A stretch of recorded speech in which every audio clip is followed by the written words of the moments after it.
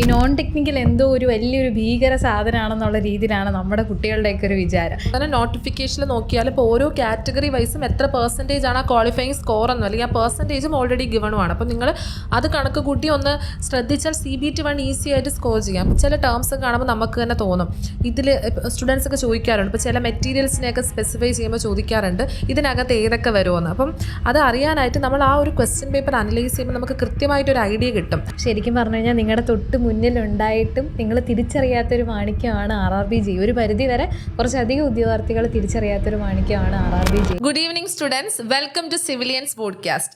അപ്പോൾ RRBG examination point of വ്യൂവിലുള്ള ഒരു ഡിസ്കഷനാണ് ഇന്ന് നമ്മൾ ഈ പോഡ്കാസ്റ്റിൽ ഇൻക്ലൂഡ് ചെയ്തിരിക്കുന്നത്. അപ്പം ഇന്ന് എൻ്റെ കൂടെ ജോയിൻ ചെയ്യുന്നത് അഞ്ജു ആണ്. അപ്പോൾ അഞ്ജു, നമുക്ക് ആദ്യം തന്നെ വളരെ ഹാപ്പി ആയിട്ടുള്ളൊരു ന്യൂസ് ഷെയർ ചെയ്ത് തന്നെ നമുക്ക് ഈ ഒരു ഡിസ്കഷൻ സ്റ്റാർട്ട് ചെയ്യാം അല്ലേ? ശരിക്കും പറഞ്ഞു കഴിഞ്ഞാൽ ഇന്നത്തെ ഈ ഒരു ഡേറ്റിന് വളരെയധികം ഇമ്പോർട്ടൻസ് ഉണ്ട്. അപ്പോൾ നമ്മുടെ RRBG കഴിഞ്ഞ എക്സാം, അതായത് നമ്മുടെ 2024 നടന്ന RRBG എക്സാം, കുറച്ചധികം കാലത്തിന് ശേഷം നടന്നൊരു എക്സാമാണ്. അപ്പോൾ ഈ ഒരു എക്സാമിന് നമ്മുടെ സിവിലിയൻസിലെ 55 പരം ഉദ്യോഗാർത്ഥികൾക്കാണ് അവരുടെ RRBG എന്നുള്ള സ്വപ്നം പൂവണിഞ്ഞിരിക്കുന്നത്. വളരെയധികം സന്തോഷമുള്ളൊരു മൊമെൻ്റാണ് ഇത്. ശരിക്കും പറഞ്ഞു കഴിഞ്ഞാൽ സാധാരണ ഈ ഒരു എക്സാമിലേക്ക് നോക്കുകയാണെങ്കിൽ ഇപ്പോൾ RRBG മാത്രമല്ല അല്ലെങ്കിൽ XSC നോക്കുകയാണെങ്കിൽ തന്നെ നമ്മുടെ കേരളത്തിലെ ഉദ്യോഗാർത്ഥികൾ, സിവിൽ എഞ്ചിനീയറിംഗ് ഉദ്യോഗാർത്ഥികളെ നോക്കുകയാണെങ്കിൽ അവർക്ക് അധികം ഇൻട്രസ്റ്റ് അധികം കാണിക്കാറില്ല അല്ലേ? കുറച്ചുകൂടെ കേരള PSC എക്സാമുകൾക്കാണ് അവർ ഫോക്കസ് അതിപ്പോൾ തന്നെ ഇപ്പം റീസെന്റ് നമുക്ക് വന്നിരിക്കുന്നത് ഇപ്പം PWD ആയിക്കോട്ടെ, PCB നോട്ടിഫിക്കേഷൻ ഒക്കെ വന്ന സമയത്ത് സ്റ്റുഡൻസിൽ കാണുന്ന ഒരു എക്സൈറ്റ്മെന്റ് അല്ലെങ്കിൽ പ്രിപ്പയർ ചെയ്ത് തീരോ എന്നുള്ളൊരു ടെൻഷനൊക്കെ കാണും. അതായത് പ്രിപ്പറേഷൻ കുറച്ചും കൂടി അവർ ഈസി അല്ലെങ്കിൽ തീർക്കണമെന്ന് ചിന്തിക്കുന്ന ഒരു സ്റ്റേജാണ്. പക്ഷെ ആ സമയത്തും ഈ RRBG നോട്ടിഫിക്കേഷൻ വന്നപ്പോൾ കമ്പാരിറ്റീവ്ലി ഇല്ല എന്നല്ല, കമ്പാരിറ്റീവ്ലി അത്ര ഒരു ഇൻട്രസ്റ്റ് അല്ലെങ്കിൽ ആ ഒരു എന്തൂസിയാസം കാണാൻ പറ്റിയിട്ടില്ല. അതെ, എനിക്ക് തോന്നുന്നു മെയിനായിട്ട് ഈ ഒരു പ്രശ്നം വരാനുള്ളൊരു കാര്യം നോൺ ടെക്നിക്കൽ എന്ന് പറയുന്ന ഒരു പോർഷനാണ്. ഈ നോൺ ടെക്നിക്കൽ എന്തോ ഒരു വലിയൊരു ഭീകര സാധനമാണെന്നുള്ള രീതിയിലാണ് നമ്മുടെ കുട്ടികളുടെയൊക്കെ ഒരു വിചാരം. ടെക്നിക്കൽ ആണെങ്കിൽ അവർക്ക് ഇത്രയും പ്രശ്നമില്ല. അപ്പം നമ്മൾ ഇപ്പം RRBG എക്സാം പോയിന്റ് ഓഫ് വ്യൂവിൽ പറഞ്ഞാൽ 4 സ്റ്റേജസ് ആയിട്ടാണ് വരുന്നത്. ഒന്ന് CBT1 ഉണ്ട്, CBT2, 2 കമ്പ്യൂട്ടർ ബേസ്ഡ് എക്സാമിനേഷനും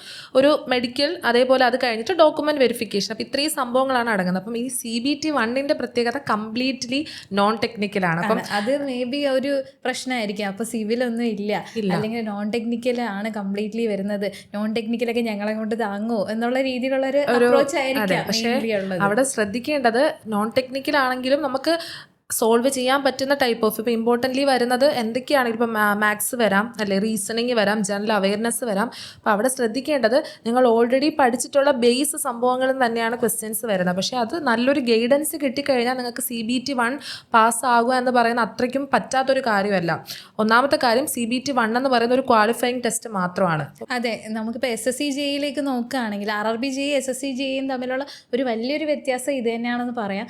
SSC നോക്കുകയാണെങ്കിൽ നമ്മൾ CBT1 ടെസ്റ്റിൻ്റെ സ്കോറും കൂടെ അവർ കൺസിഡർ ചെയ്യുന്നുണ്ട്. എന്നാൽ RRBG നിങ്ങൾ ടോപ്പ് ടയറിൽ CBT1 ക്വാളിഫൈ ആയോ അല്ലെങ്കിൽ ജസ്റ്റ് ക്വാളിഫൈഡ് ആണോ എന്നുള്ളതൊന്നും പിന്നീട് അങ്ങോട്ടുള്ള കടമ്പകളിൽ അവർ കൺസിഡർ ചെയ്യത്തേ ഇല്ല. നമ്മൾ ക്വാളിഫൈ ആവുക, CBT1 ആ ഒരു പർട്ടിക്കുലർ ക്രൈറ്റീരിയ കംപ്ലീറ്റ് ചെയ്ത് നെക്സ്റ്റ് സ്റ്റേജിലേക്ക് കടക്കുക എന്നുള്ളത് മാത്രമാണ്. അതുപോലെ തന്നെ നോട്ടിഫിക്കേഷനിൽ നോക്കിയാൽ ഇപ്പോൾ ഓരോ കാറ്റഗറി വൈസും എത്ര പെർസെൻറ്റേജ് ആണ് ആ ക്വാളിഫയിങ് സ്കോർ എന്നോ അല്ലെങ്കിൽ ആ പെർസെൻറ്റേജും ഓൾറെഡി ഗിവണുമാണ്. അപ്പം നിങ്ങൾ അത് കണക്ക് കൂട്ടി ഒന്ന് ശ്രദ്ധിച്ചാൽ CBT1 ഈസി ആയിട്ട് സ്കോർ ചെയ്യാം. ഇപ്പോൾ ഫോർ എക്സാമ്പിൾ പറയുകയാണെന്നുണ്ടെങ്കിൽ മാത്സും ജനറൽ സയൻസുമാണ് ഏറ്റവും കൂടുതൽ വെയിറ്റേജ് വരുന്നത്. CBT1 നോക്കുമ്പോൾ 30 മാർക്ക് വെച്ച്. പിന്നെ നമുക്ക് ബാലൻസ് പറയാൻ പറ്റുന്നത് general intelligence, reasoning, general awareness, അത് രണ്ടും കൂടി ചേർത്ത് നമുക്ക് ഒന്ന് 25 ഒന്ന് 15 മാർക്സിനാണ്. അപ്പം ഇൻ ടോട്ടൽ 100 മാർക്സിന് വരുന്ന ഒരു എക്സാമിനേഷനാണ് CBT1. 90 മിനിറ്റ്സ് ആണ് ഉള്ളത്. അതായത് ഇപ്പോൾ ഒരു ക്വസ്റ്റ്യൻ സോൾവ് ചെയ്യാനായിട്ട് 1 മിനിറ്റ് പോലും ടൈം ഇല്ല എന്നുള്ളതാണ്. അപ്പം മേ ബി ഇതൊക്കെ ആയിരിക്കാം അല്ലേ ഇവരെ കുറച്ചും കൂടി ഒന്ന് ഇതെങ്ങനെ ഈ ഒരു CBT1 കടക്കുമോ എന്നുള്ള ഒരു ടെൻഷൻ കൊണ്ടായിരിക്കാം മേ ബി അങ്ങനെ വരുന്നത്. RRBG നോട്ടിഫിക്കേഷൻ വന്ന സമയത്ത് ഈ ഒരു സ്റ്റുഡൻസിൻ്റെ ഇടയിൽ ഈ ഒരു സിറ്റുവേഷൻ ഞാൻ കണ്ടതാണ്. ശരിക്കും പറഞ്ഞു കഴിഞ്ഞാൽ ആദ്യം കുട്ടികൾക്കൊന്നും അത്ര വലിയ ഒരു ഇൻട്രസ്റ്റ് ഇല്ലായിരുന്നു.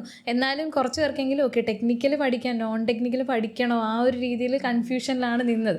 അതിൽ നിന്നാണ് ഇത്രയും പേര് RRBG ക്വാളിഫൈഡ് ആയി. അവർ റിസൾട്ട് പറയുന്ന സമയത്ത് പലർക്കും ഒരു വിശ്വാസം പോലും ഇല്ലായിരുന്നു. നോട്ടിഫിക്കേഷൻ വന്ന സമയത്ത് RRBG RRB JE കിട്ടുമോ ഇല്ലയോ എന്നുള്ളത്. അതിൽ നിന്നും ഇന്ന് അവരുടെ സ്വപ്ന ജോലിയിലേക്ക് എത്തി നിൽക്കുമ്പോൾ ആ ഒരു ചേഞ്ച് മേ ബി നമ്മളെക്കാളുപരി അവർക്കായിരിക്കും പറഞ്ഞു തരാൻ വേണ്ടി പറ്റുന്നത്. ആ എന്താ പറയുക, പേടിക്കാതിരുന്നതിന് പകരം ആ ഒരു നോൺ ടെക്കിന് കുറച്ചുകൂടെ ഒന്ന് ഫോക്കസ് കൊടുത്തപ്പോൾ മുന്നിലോട്ട് എത്തി. ഒരു നല്ലൊരു പോസ്റ്റാണ് ശരിക്കും പറഞ്ഞു കഴിഞ്ഞാൽ. ലെവൽ 6 പേ ഉള്ള ഒരു പോസ്റ്റാണ്. ഇപ്പോൾ ഏകദേശം 35,400 ആണ് ബേസിക് പേ ആയിട്ട് വരുന്നത്. ഇനി പേ ലെവലൊക്കെ ഒന്ന് ഹയർ ആവാൻ സാധ്യതയുള്ളതാണ്. അതായത് പേ ലെവലിനോട് നമ്മൾ പറയുമ്പോൾ ഇപ്പോൾ DA അതേപോലെ തന്നെ HRA എല്ലാ അലോവൻസസും കിട്ടുന്നുണ്ട്. അത് മാത്രമല്ല ഇപ്പൊ പ്രൊമോഷൻ പറയുകയാണെന്നുണ്ടെങ്കിൽ അതെ അതെ അതെ ഒരു സീനിയർ എഞ്ചിനീയർ അല്ലെങ്കിൽ ബിയോണ്ട് എ സീനിയർ എഞ്ചിനീയർ പൊസിഷനിൽ വരെ നിങ്ങൾക്ക് എത്താൻ പറ്റും.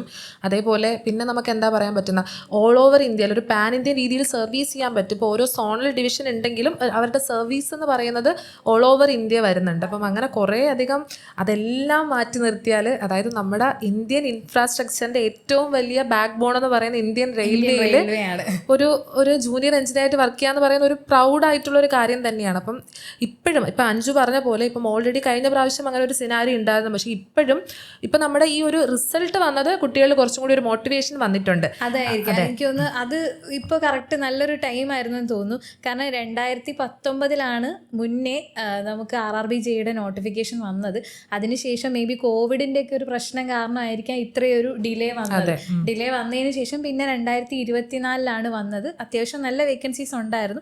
പിന്നീട് ആ വർഷം തന്നെ അവർ പറഞ്ഞിട്ടുണ്ടായിരുന്നു ഇയർലി ആയിട്ട് ഇനി എക്സാം നടത്തും. എന്നാൽ കൂടി വലിയ പ്രതീക്ഷയൊന്നും ഇല്ലായിരുന്നു. പക്ഷേ അവർ പറഞ്ഞതുപോലെ തന്നെ ഇപ്പോൾ നോട്ടിഫിക്കേഷൻ വന്നിട്ടുണ്ട്. അപ്പോൾ ഇനി അങ്ങോട്ട് പോകുമ്പോൾ ഇയർലി എക്സാം ആയിട്ട് നടക്കുന്നതായിരിക്കാം. നമ്മൾ 2024 എക്സ്പെക്ട് ചെയ്ത അത്രയും വേക്കൻസീസ് നമ്മൾ പ്രതീക്ഷിക്കേണ്ട.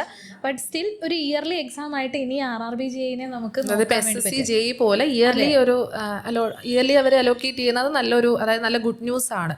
അപ്പോൾ ഇപ്പം ഇത് പറയാൻ കാരണം ഇപ്പം നമുക്ക് ഓൾറെഡി ഇങ്ങനെ ഈ സ്റ്റേജിലും നോട്ടിഫിക്കേഷൻ വരുമ്പോൾ ഇപ്പോഴും ടെൻഷൻ ഉണ്ട് സ്റ്റുഡൻസിന്. ഇപ്പോഴും കുറച്ച് ആൾക്കാർ വന്ന് സ്റ്റുഡൻസ് ആയാലും വന്ന് സംസാരിക്കാറുണ്ട്. അപ്പം അവർക്ക് വേണ്ടിയാണ് നമ്മൾ പറഞ്ഞത് നോൺ ടെക്നിക്കൽ എന്ന് പറയുന്ന പോർഷനെ കുറിച്ച് പേടിച്ചിട്ട് നിങ്ങൾ ഒരിക്കലും RRB എക്സാമിനെ ഫേസ് ചെയ്യാതിരിക്കരുത്. കാരണം നിങ്ങൾക്ക് ഇപ്പം നല്ലൊരു ഗൈഡൻസ് ഇപ്പം നമ്മൾ പറയുകയാണെന്നുണ്ടെങ്കിൽ നമ്മുടെ സിസ്റ്റർ കൺസേൺ ആയിട്ടുള്ള സൂപ്പർ നോട്ട്സിൻ്റെ കാര്യം എടുത്ത് പറയണം അല്ലേ. കാരണം നമ്മുടെ കഴിഞ്ഞ പ്രാവശ്യത്തെ വിജയത്തിലും അവരുടെ പങ്ക് നമ്മൾ പറയേണ്ട കാര്യം. അപ്പോൾ അതുപോലെ അവരുടെ ഇപ്പോൾ ബാച്ച് സ്റ്റാർട്ട് ചെയ്യുന്നുണ്ട്. അപ്പം ഇത് ഒരു ഗൈഡൻസ് കിട്ടിയാൽ നിങ്ങൾക്ക് ഈസി ആയിട്ട് നിങ്ങൾക്ക് സോൾവ് ചെയ്യാൻ പറ്റുന്ന കാര്യങ്ങൾ മാത്രമേ CBT 1 നോൺ ടെക്നിക്കൽ പോർഷനിൽ വരുന്നുള്ളൂ. അപ്പം അത് ഓർത്ത് ടെൻഷൻ ആർക്കും വേണ്ട. അതെന്തായാലും നമ്മൾ പറഞ്ഞു പോകണം. ഇനി നമ്മൾ അടുത്തത് നമ്മൾ പറയുകയാണെന്നുണ്ടെങ്കിൽ CBT 2 വരണം. അപ്പോൾ അവിടെ എന്തൊക്കെയാണ് വരുന്നതെന്നും കൂടി ഒന്ന് പറഞ്ഞു പോകണം. അവിടെ നോൺ ടെക്നിക്കലും വരുന്നുണ്ട്, ടെക്നിക്കലും വരുന്നുണ്ട്. ശരിക്കും പറഞ്ഞു കഴിഞ്ഞാൽ നമ്മൾ ടെക്നിക്കലി സ്ട്രോങ് ആണെങ്കിൽ കുറച്ചുകൂടെ മുന്നോട്ട് വരേണ്ട ഒരു എക്സാമാണ് CBT 2 എന്ന് പറയുന്നത്.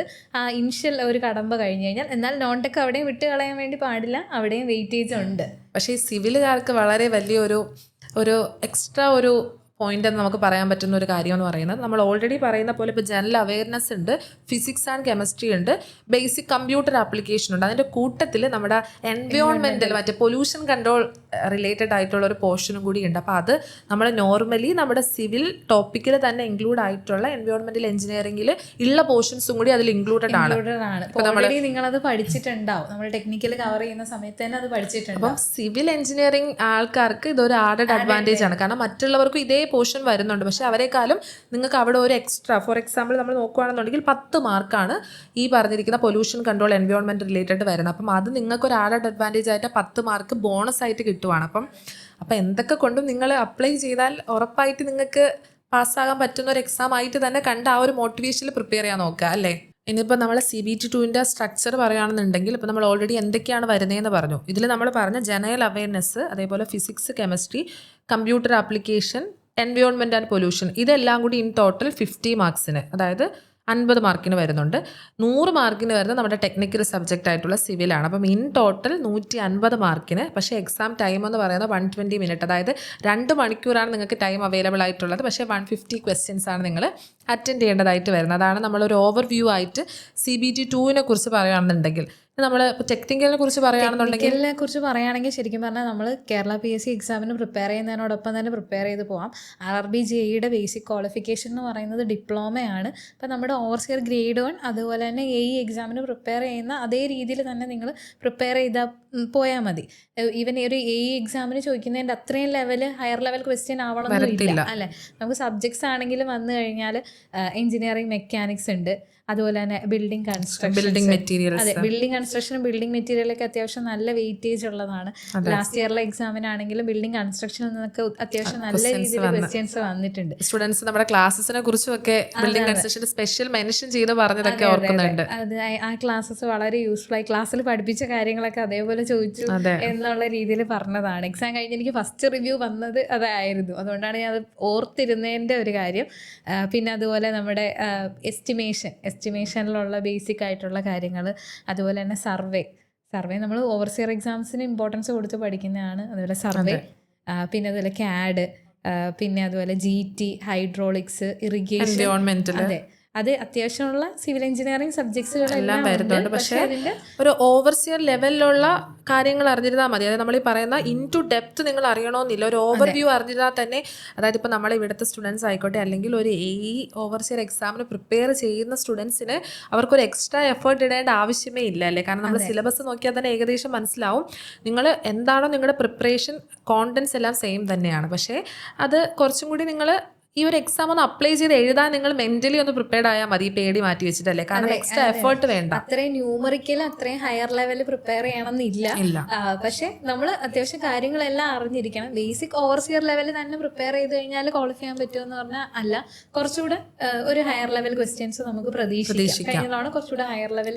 ഇപ്പം എല്ലാവരുടെയും ഒരു ഡൗട്ട് എന്ന് പറയുന്ന ഓരോ സിലബസ് കാണുമ്പോൾ ഇതിൽ നിന്ന് എന്തൊക്കെയാണ് ഇമ്പോർട്ടന്റ് ടോപ്പിക്സ്, ഇതിൽ നിന്ന് ഏതൊക്കെ നോക്കണം, ഇത് എപ്പോഴും വരുന്നൊരു കൺഫ്യൂഷനാണ് സ്റ്റുഡൻസിന് ഏതൊരു സിലബസ് പുതിയത് വരുന്ന സമയത്തും.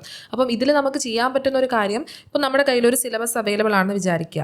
ആ എക്സാമിന് തൊട്ട് മുന്നേ നടന്ന ഒരു പ്രീവിയസ് ഇയർ ക്വസ്റ്റ്യൻ പേപ്പർ എടുക്കുക, അതും ഈ സിലബസും കൂടി ഒന്ന് കമ്പയർ ചെയ്യുക.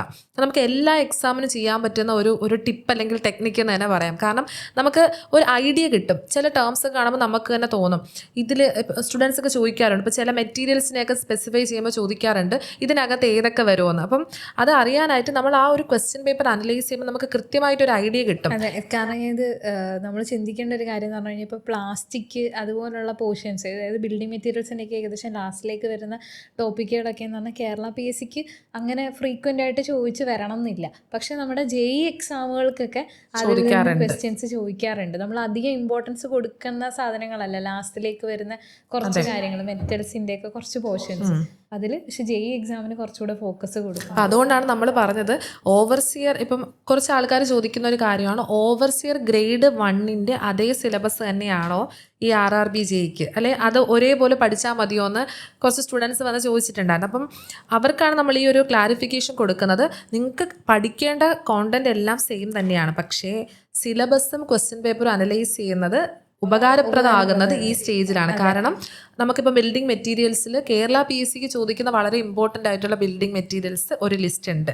പക്ഷേ അതല്ല നമ്മളിപ്പോൾ JEE എക്സാമിലേക്ക് വരുന്നത്. അപ്പോൾ അത് അറിയണമെന്നുണ്ടെങ്കിൽ ഈ പറഞ്ഞ ബിൽഡിംഗ് മെറ്റീരിയൽ പോയിന്റ് ഓഫ് വ്യൂവിൽ മാത്രമല്ല എല്ലാ സബ്ജക്റ്റിലും നമുക്കിത് അറിയാൻ പറ്റുന്നത് പ്രീവിയസ് ഇയർ ക്വസ്റ്റ്യൻ അനലൈസ് ചെയ്യുമ്പോഴാണ്. എക്സാമ്പിൾ സ്റ്റേറ്റ് ചെയ്തതാണ് ബിൽഡിംഗ് മെറ്റീരിയൽ എന്ന് പറഞ്ഞ് നിങ്ങളിത് കണ്ടിട്ട് മെറ്റീരിയൽസ് മാത്രം ഇത് ഓരോ സബ്ജക്ട് പോയിന്റ് ഓഫ് വ്യൂവിലും നിങ്ങൾക്ക് പ്രീവിയസ് ഇയർ ക്വസ്റ്റ്യൻ അനലൈസ് ചെയ്താൽ നിങ്ങൾക്ക് വളരെ നല്ലൊരു ഐഡിയ കിട്ടും ഏതിനൊക്കെ വരാൻ പറ്റും എന്നുള്ള കാര്യം. അപ്പോൾ അത് നിങ്ങളെ പ്രിപ്പറേഷനിൽ കുറച്ചും കൂടെ നിങ്ങൾക്ക് ഈസി ആയിട്ട് മാറും. അപ്പം അതൊരു ചെറിയ ടിപ്പായിട്ട് എടുക്കാം എല്ലാവർക്കും അല്ലേ. JEE എക്സാമുകൾക്ക് പ്രത്യേകിച്ച് SSC JEEക്ക് ആണെങ്കിലും RRB JEEക്ക് ആണെങ്കിലും അത്തരം JEE എക്സാമുകളുടെ ക്വസ്റ്റ്യൻ പേപ്പർ നമ്മളൊന്ന് ചെക്ക് ചെയ്ത് കഴിഞ്ഞാൽ നമുക്ക് ഈ ഒരു വ്യത്യാസം അറിയാൻ വേണ്ടി പറ്റും. മറ്റതിനുള്ള ഇമ്പോർട്ടൻറ്റ് ടോപ്പിക്കുകൾ തന്നെ ആവണമെന്നില്ല, എന്നാൽ കോമൺ ആയിട്ട് ഇമ്പോർട്ടൻ്റ് ആയിട്ടുള്ള ടോപ്പിക്സ് വരുന്ന സബ്ജക്റ്റുകൾ നമുക്ക് കാണാൻ പറ്റും. പക്ഷേ എന്നാലും ചില സബ്ജക്റ്റുകൾക്ക് ഈ ഒരു വ്യത്യാസം നമുക്ക് കാണാൻ വേണ്ടി സാധിക്കുന്നതായിരിക്കും. അത് ക്വസ്റ്റ്യൻ പേപ്പർ അനലൈസ് ചെയ്താൽ നിങ്ങൾക്ക് ആ ടെൻഷൻ മാറും. ഇപ്പം നമ്മൾ ഇത് എക്സാമിന് ഇപ്പം നോട്ടിഫിക്കേഷൻ ഈ അപ്ലൈ ചെയ്യാനായിട്ടുള്ള ഡേറ്റ്സ് ഒക്കെ വന്നിരിക്കുകയാണ്. അപ്പം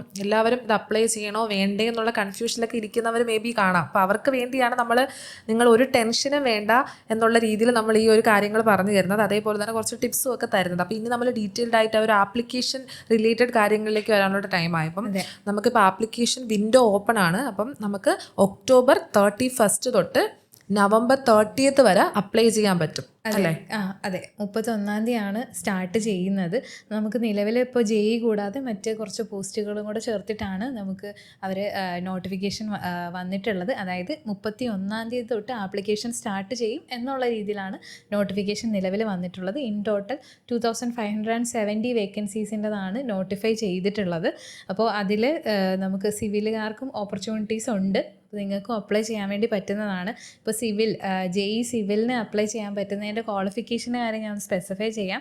ഒന്ന് നമ്മുടെ നോർമലി സിവിൽ എഞ്ചിനീയറിംഗിൽ ഡിപ്ലോമ, അതുകൂടാണ്ട് അല്ലെങ്കിൽ combination of any sub streams of basic streams of civil engineering, അതുപോലെ തന്നെ നമ്മുടെ 3 ഇയർ ഡ്യൂറേഷനുള്ള BSc ഇൻ സിവിൽ എഞ്ചിനീയറിംഗ്, ഈ 3 ക്വാളിഫിക്കേഷൻ ഉള്ളവർക്കും അപ്ലൈ ചെയ്യാൻ വേണ്ടി പറ്റുന്നതാണ്. അപ്പോൾ ഇപ്പോൾ നമ്മൾ ഡേറ്റ്സ് പറഞ്ഞു, കാര്യങ്ങളെല്ലാം വിശദമായി പറഞ്ഞു കൊടുത്തു. അപ്പോൾ ഇപ്പോൾ ഇവരുടെ അടുത്ത ചോദ്യം എന്ന് പറയുന്നത് എങ്ങനെ പ്രിപ്പയർ ചെയ്യാന്നുള്ള രീതിയിൽ. നമ്മൾ സിവിലിയൻസിന്റെ പോയിന്റ് ഓഫ് വ്യൂവിൽ പറയുകയാണെന്നുണ്ടെങ്കിൽ നമ്മുടെ വജ്ര കോഴ്സ് എന്ന് പറയുന്നത് നമ്മൾ എടുത്തു പറയേണ്ട കാര്യം തന്നെയാണ്. കഴിഞ്ഞ തവണത്തെ വിന്നേഴ്സ് മെജോറിറ്റി ആൾക്കാരും വജ്രയാണ് പഠിച്ചത്. അതെ പ്രീ റെക്കോർഡഡ് ക്ലാസ്സസ്, നിങ്ങൾക്ക് ടെക്നിക്കൽ കണ്ടന്റും നോൺ ടെക്നിക്കൽ കണ്ടന്റും രണ്ടും കമ്പൈൻഡ് ആയിട്ട് വജ്രയിൽ അവൈലബിൾ ആണ്. അതേപോലെ വജ്രയുടെ ഒരു ഹൈലൈറ്റ് എന്ന് പറയുന്നത് ഏതൊരു കോമ്പറ്റീറ്റീവ് എക്സാമിന് നിങ്ങൾക്ക് യൂസ്ഫുൾ ആണ്. SSC JEE ആയിക്കോട്ടെ, RRB JEE ആയിക്കോട്ടെ, കേരള PSCന്റെ ഏതൊരു എക്സാമും ആയിക്കോട്ടെ, എല്ലാത്തിനും യൂസ് ചെയ്യാൻ പറ്റുന്ന എല്ലാം അടങ്ങിയ ഒരു ബണ്ടിൽ കോഴ്സായി തന്നെ പറയാൻ പറ്റുന്ന നമ്മുടെ ഒരു പ്രസ്റ്റീജിയസ് കോഴ്സ് തന്നെയാണ് അല്ലേ വജ്ര എന്ന് പറയുന്നത്. അതുകൊണ്ടാണ് യൂഷ്വലി നമ്മൾ ഏതൊരു എക്സാം പറയുമ്പോഴും കുട്ടികളെല്ലാവരും ചോദിക്കുന്നതാണ് ഏത് കോഴ്സാണ് ഇതിന് ഏറ്റവും ആപ്റ്റ് ആയിട്ടുള്ളത്. അപ്പോൾ ആ രീതിയിലാണ് പറഞ്ഞത്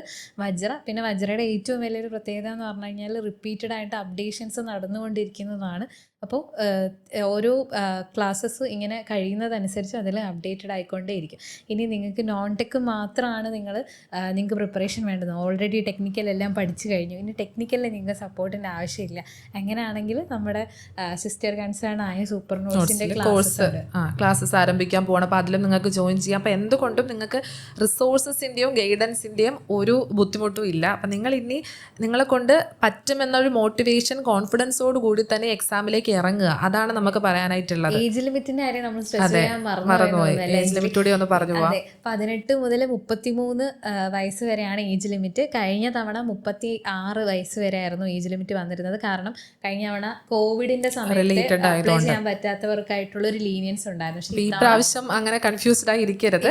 പിന്നെ ഇതിൽ ഇനി ഏജ് റിലാക്സേഷൻ വരും അല്ലേ? ഏജ് റിലാക്സേഷൻ ഓരോ കാറ്റഗറി വൈസും വരും. നോർമലി സാധാരണ നമ്മുടെ സെൻട്രൽ ഗവൺമെന്റ് എക്സാംസിനെല്ലാം വരുന്നത് പോലെ തന്നെ OBCക്ക് 3 വർഷവും അതുപോലെ SC ST കാറ്റഗറിക്ക് 5 വർഷമാണ് വരുന്നത്. ഇപ്പോൾ കറക്റ്റ് ശരിക്കും പറഞ്ഞാൽ SSC JEEയുടെ അതേ ഏജ് ലിമിറ്റിലേക്ക് തന്നെയാണ് പോയിരിക്കുന്നത്. അപ്പോൾ ഡിപ്ലോമ ഹോൾഡേഴ്സിനായിക്കോട്ടെ BTech ഗ്രാജുവേറ്റ്സിനായിക്കോട്ടെ 2 പേർക്കും ഒരേപോലെ അറ്റൻഡ് ചെയ്യാൻ പറ്റുന്ന വളരെ പ്രസ്റ്റീജിയസ് ആയിട്ടുള്ള വളരെയധികം ഓപ്പർച്യൂണിറ്റീസ് ഉള്ള ഒരു ജോബ് തന്നെയാണ് നമ്മൾ RRB ജൂനിയർ എഞ്ചിനീയർ ജോബ് എന്ന് പറയുന്നത്. അപ്പം അതിന് എല്ലാവിധ ഗൈഡൻസും കാര്യങ്ങളും എങ്ങനെയൊക്കെ പ്രിപ്പയർ ചെയ്യണം, അല്ലെങ്കിൽ എന്തൊക്കെയാണ് നോട്ടിഫിക്കേഷൻ റിലേറ്റഡ് കാര്യങ്ങളെല്ലാം നമ്മൾ ഡിസ്കസ് ചെയ്തു. അപ്പം ഇനി നിങ്ങൾ ചെയ്യേണ്ടത് ടെൻഷനും കാര്യങ്ങളും എല്ലാം മാറ്റി വെച്ചുകൊണ്ട്, അതായത് എപ്പോഴും കാണുന്നതാണ് വേക്കൻസി കുറവല്ലേ, ഇതിലിനി സിവിലിൽ എത്ര വേക്കൻസി വരും, ഇതിന് നമുക്ക് ഇതൊരു യൂസ്ഫുൾ ആണോ ഇതിൽ പ്രിപ്പയർ ചെയ്യുന്നത്, ഇങ്ങനെയൊക്കെ ക്വസ്റ്റ്യൻസ് വരാറുണ്ട്. അപ്പം നിങ്ങൾ എപ്പോഴും ഒരു എക്സാമിന് പ്രിപ്പയർ ചെയ്യുമ്പോൾ, ഇപ്പം കേരള PSCൻ്റെ തന്നെ നോട്ടിഫിക്കേഷൻ വരുമ്പോൾ ഒരു വേക്കൻസി എന്ന് കാണുമ്പോഴേ മാറ്റി വെക്കും, ഇതിന് വേണ്ടി പ്രിപ്പയർ ചെയ്യുന്നില്ല. അങ്ങനെ അല്ല, നിങ്ങൾ പ്രിപ്പയർ ചെയ്യുന്ന നിങ്ങളുടെ പ്രിപ്പറേഷൻ വളരെ ട്രൂത്ത്ഫുൾ ആണ്, നിങ്ങൾ നല്ല രീതിയിൽ തന്നെയാണ് പ്രിപ്പയർ ചെയ്യുന്നതെങ്കിൽ ആ ഒരു വേക്കൻസിയും ചിലപ്പോൾ നിങ്ങൾക്കാകാം. അപ്പം ആ ഒരു പോയിന്റ് ഓഫ് വ്യൂവിൽ തന്നെ എല്ലാവരും പ്രിപ്പയർ ചെയ്യാനായിട്ട് നോക്കുക. എണ്ണത്തെക്കാളുപരി നിങ്ങൾക്കിരിക്കാൻ ഒരു സീറ്റ് മതി, അതിലാണ് നമ്മൾ കൂടുതൽ ഫോക്കസ് ചെയ്യേണ്ടത്. ശരിക്കും പറഞ്ഞു കഴിഞ്ഞാൽ നിങ്ങളുടെ തൊട്ട് മുന്നിലുണ്ടായിട്ടും നിങ്ങൾ തിരിച്ചറിയാത്തൊരു മാണിക്യമാണ് RRB JEE. ഒരു പരിധി വരെ കുറച്ചധികം ഉദ്യോഗാർത്ഥികൾ തിരിച്ചറിയാത്തൊരു മാണിക്യമാണ് RRB JEE. നമ്മൾ വിചാരിക്കുന്ന പോലെ അത്ര പാടുള്ള ഒരു ബാലികേറാ മലയൊന്നും അല്ല RRB JEE. നമ്മൾ ഫോക്കസ് ചെയ്ത് കഴിഞ്ഞാൽ, കൃത്യമായ ഗൈഡൻസോടുകൂടി നമ്മൾ പ്രാക്ടീസ് ചെയ്ത് കഴിഞ്ഞാൽ നോൺ ടെക്കും നിങ്ങളെ കൊണ്ട് സാധിക്കും. ടെക്നിക്കൽ പഠിക്കുന്നതിൻ്റെ അത്രയും പാടുള്ളൊരു കാര്യമല്ല നോൺ ടെക് എന്ന് പറയുന്നത്. അപ്പോൾ നിങ്ങൾ നല്ല രീതിയിൽ എഫേർട്ട് എടുത്ത് പഠിക്കുകയാണെങ്കിൽ ഉറപ്പായിട്ടും പെട്ടെന്ന് തന്നെ ഈ ഒരു എക്സാമിൻ്റെ ഒരു പ്രത്യേകത എന്ന് പറഞ്ഞാൽ, ശരിക്കും പറഞ്ഞാൽ കേരള PSCയുടെ അത്രയും ഡിലേ ഒന്നുമില്ല, എല്ലാം വളരെ പെട്ടെന്ന് നടക്കും. അത് നമ്മൾ എടുത്ത് പറയേണ്ട ഒരു ഹൈലൈറ്റ് ആണ്. എക്സാം കഴിഞ്ഞു, പെട്ടെന്ന് തന്നെ റിസൾട്ട് വരുന്നു. സ്റ്റുഡൻസും പ്രിപ്പയർ ചെയ്യുന്നവർ ആഗ്രഹിക്കുന്നതും അതാണ്, നമ്മൾ പഠിച്ച് എഴുതുന്നു, പെട്ടെന്ന് തന്നെ റിസൾട്ട് വന്ന് ജോബ് ആകുക. അപ്പോൾ ആ കാര്യത്തിലെല്ലാം RRB JEE പക്ക പെർഫെക്റ്റ് ആണ്. അപ്പോൾ നിങ്ങളുടെ പ്രിപ്പറേഷനും അതുപോലെ പെർഫെക്റ്റ് ആയാൽ അടുത്ത പ്രാവശ്യം റിസൾട്ട് വരുമ്പോൾ നമ്മൾ ഈ പറഞ്ഞ ലിസ്റ്റിൽ ഒരാളായിട്ട് നിങ്ങൾക്ക് ഇരിക്കാവുന്നതാണ്. അപ്പോൾ നിങ്ങൾക്ക് എല്ലാവർക്കും ആഗ്രഹിച്ച ജോലിയിലേക്ക് എത്തിച്ചേരാൻ കഴിയട്ടെ. അപ്പോൾ നിങ്ങളുടെ പ്രിപ്പറേഷൻ ജേർണിയിൽ എല്ലാവിധ സപ്പോർട്ടും ഗൈഡൻസും ആയിട്ട് സിവിലിയൻസ് ടീം കൂടെ ഉണ്ട്. All the very best.